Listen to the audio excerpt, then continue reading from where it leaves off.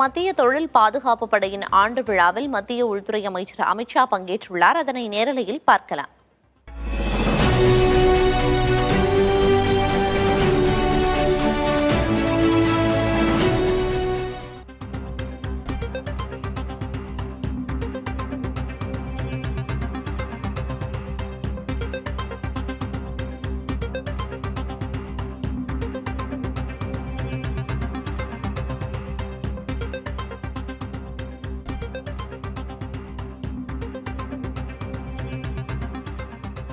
மத்திய தொழில் பாதுகாப்பு படையின் ஆண்டு விழாவில் மத்திய உள்துறை அமைச்சர் அமித்ஷா பங்கேற்றுள்ளார்.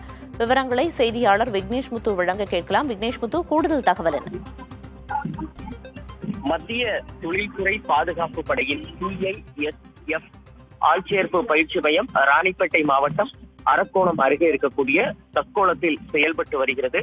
நாடு முழுவதும் இருந்து தேர்வு செய்யப்படும் வீரர்களுக்கு துப்பாக்கி சுடுதல், பாதுகாப்பு பணிகள், சட்டம் ஒழுங்கு உள்ளிட்ட பல பிரிவுகளில் இங்கு பயிற்சி அளிக்கப்படுகிறது. பயிற்சிக்கு பிறகு விமான நிலையங்கள், அனல் மின் நிலையங்கள், தேர்தல் பாதுகாப்பு, VIP பாதுகாப்பு உள்ளிட்ட பணிகளில் இந்த வீரர்கள் ஈடுபடுத்தப்படுகிறார்கள். இந்த CISF 56வது ஆண்டு விழா கொண்டாட்டத்தில் மத்திய உள்துறை அமைச்சர் அமித்ஷா தற்பொழுது கலந்து கொண்டிருக்கிறார். இந்த நிகழ்வில் கலந்து கொள்ள வந்த அமித்ஷாவுக்கு இந்த பாதுகாப்பு படை வீரர்கள் அணிவகுப்பு மரியாதை அளித்திருக்கிறார்கள். சிறந்த வாகனத்தில் சென்றபடி இதனை அவர் ஏற்றுக்கொண்டிருக்கிறார்.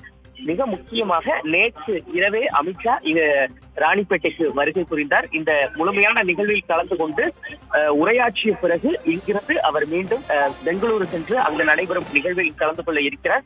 மிக பிரம்மாண்டமாக இந்த நிகழ்வு என்பது நடைபெற்று வருகிறது.